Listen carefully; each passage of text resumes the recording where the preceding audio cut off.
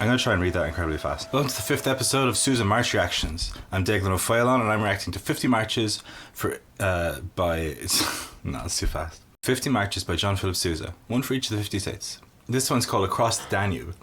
Now, I came up to it and I asked myself, why the Danube? The Danube is around here. I live in Berlin, I was in Vienna last week, and the Danube runs through Vienna. So what interest does John Philip Sousa, an American man, have in the Danube? Well, the Ottoman Empire controlled parts of the Danube River and they used patrol boats to enforce their borders. The US and Britain previously supported the Ottomans, but popular opinion turned against them after an army corps called the Basha Bazouks massacred some ethnic groups in Bulgaria. And there was an older symbolic feeling in the West that Christians should control all of Europe. The height of condemnation came from Russia, and so the Russo-Turkish War broke out. The Ottomans didn't expect the Russian army to cross the Danube, but in 1877 they crossed the river to attack Ottoman troops. They then mined the river so it couldn't be used by the Ottoman navy no more, and people credited this move to the Russian victory and ended up pushing back the borders of the Ottoman Empire. And you can see here the borders of the Ottoman Empire and Serbia here. Also, this is cute. Buda and Pest are still separate cities.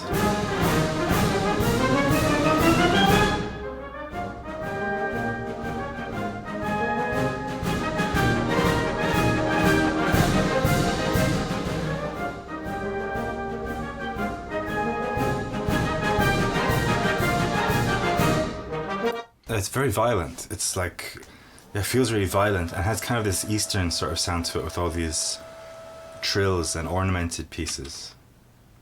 Really interesting.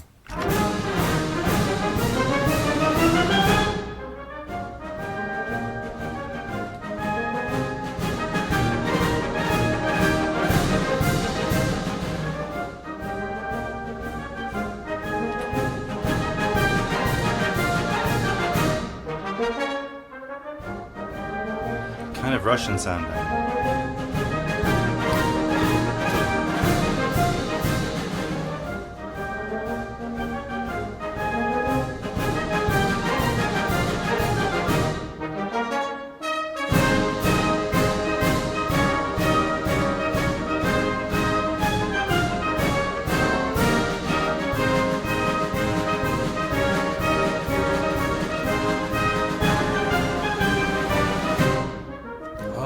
Funny ending. Kind of Shostakovich sounding.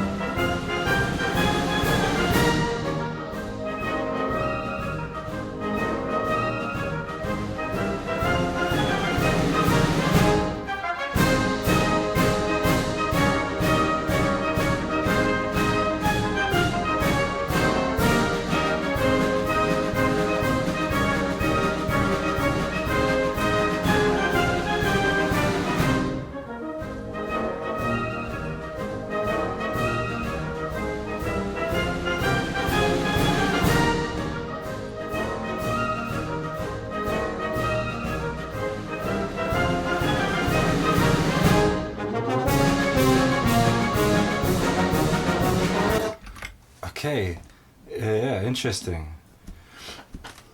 Did we have a different chord there? Very Russian sounding. Reminds me a little bit of a Shostakovich waltz, which would have come much later than this. But I think he's trying to do a bit of that, maybe Rimsky-Korsakov, Russian dramatic music. Let's check out the trio.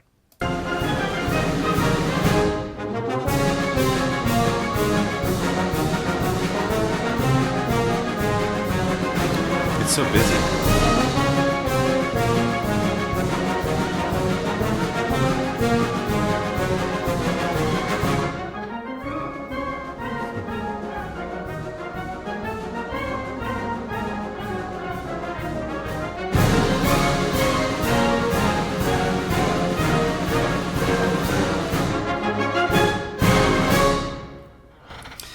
Wow, it kind of had this Mickey Mouse, The Sorcerer's Apprentice vibe. Who wrote The Sorcerer's Apprentice? Dukas, apparently.